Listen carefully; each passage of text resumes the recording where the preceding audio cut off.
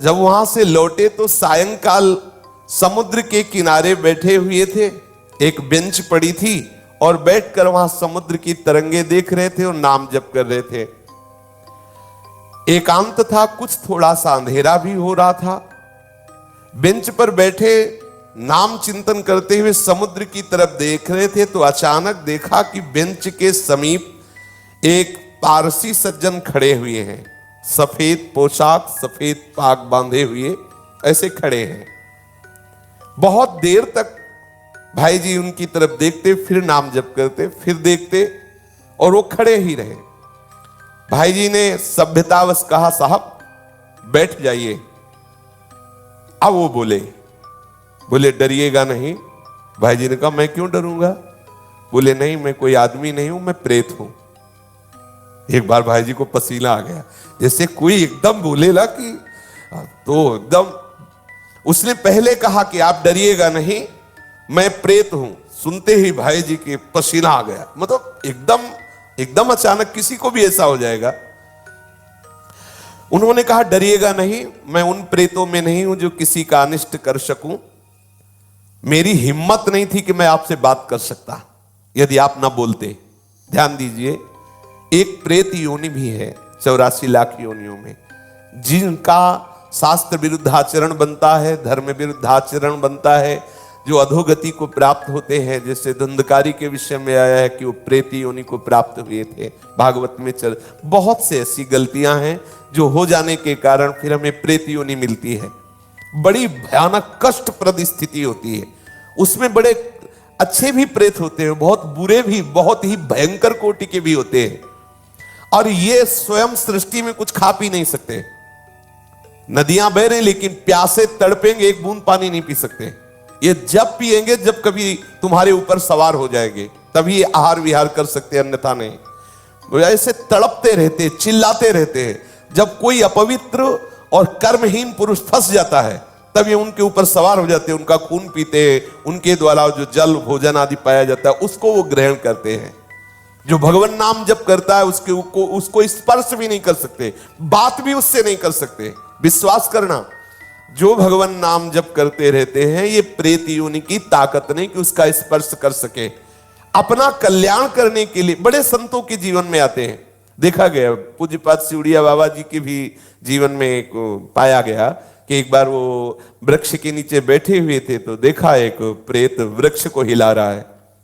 बाबा की दृष्टि गई, उन्होंने सब साधकों से कहा, सावधान, यहाँ प्रेत आ चुका है। अब तो सब घबरा गए बात सुनते ही। बाबा ने कहा, पर चिंता मत करो, वो सामने नहीं आएगा, किसी को छुएगा नहीं। पर वो बड़ा उपद्रव करने लगा, कभी कुटिया में जाकर के पर्दा हिलाना, ऐसे कई तरह के। बाबा ने कहा, चलो फिर यहां से आसन हटा देते हैं, ये करेगा तो कुछ नहीं पर उपद्रव करता रहेगा। और तो ऐसा कई संतों के जीवन में ऐसी घटनाएं आती हैं, पर वो आपको डिस्टर्ब करने की चेष्टा करेंगे, आपको छू नहीं सकते। तो भाई जी से कहा कि मेरी हिम्मत नहीं थी कि मैं आपसे बोल सकूं, आप बोले तब मेरी हिम्मत हुई, मैं आपसे बात किया। मैं आपसे सहायता मांगने आया हूं, मेरा उद्धार कर दो।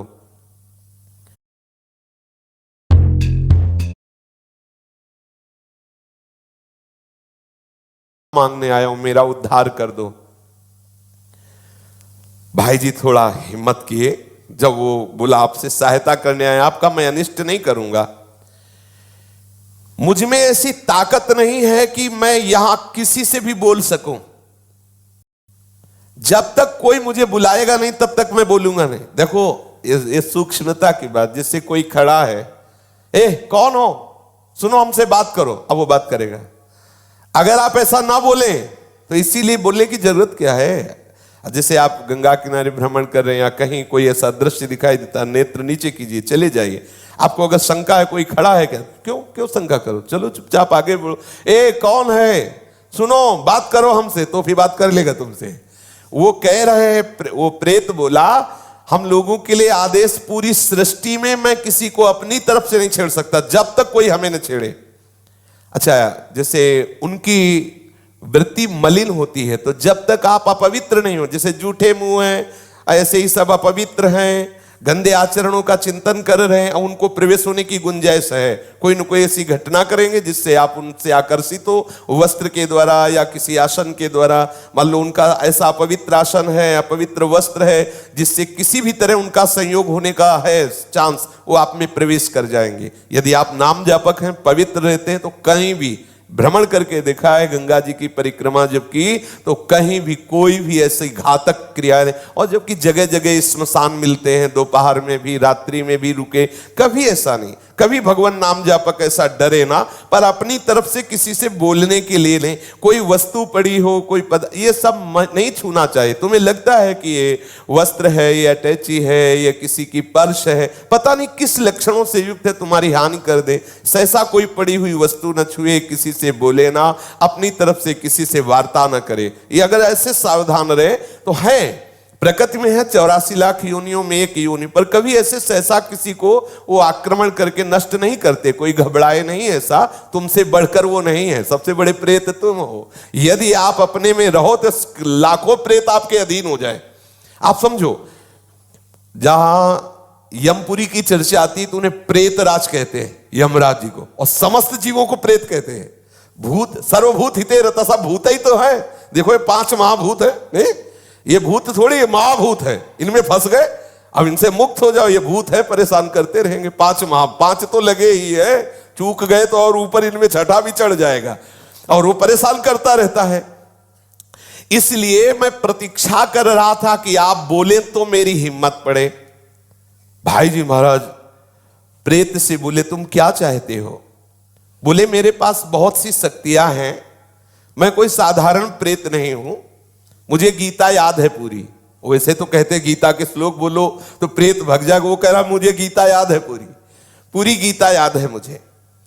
प्रेत लोक में बहुत दुर्गति हो रही, मैं बहुत घबरा गया हूं, वहां बहुत दंड मिलता है। देखो एक बात ध्यान रख ली कि यदि आप भगवत मार्ग में चल रहे हैं, मनमानी गंदे आचरण करेंगे शास्त्र विरुद्ध, तो भगवान सब देख रहे हैं। डरो, इस बात से डरो, कहीं तुम्हारी दुर्गति ना हो। देखो बोला मैं, मुझे गीता याद, कंठस्थ 18 अध्याय। तो उन्होंने कहा कि आप तो पारसी हैं, आपका कैसे कल्याण होगा? आप किस पर श्रद्धा करते जो मैं वो क्रिया करूं आपका कल्याण हो जाए? तो उनका आप भगवान नाम कीर्तन करवा दीजिए और गया जी में श्राद्ध करवा दीजिए, मेरा कल्याण हो जाएगा। भाई जी महाराज उनसे बहुत से प्रेत लोक की जानकारियां ली। जीवन में कौन कैसे आचरण करता है, फिर मरता है तो कहां किस प्रेत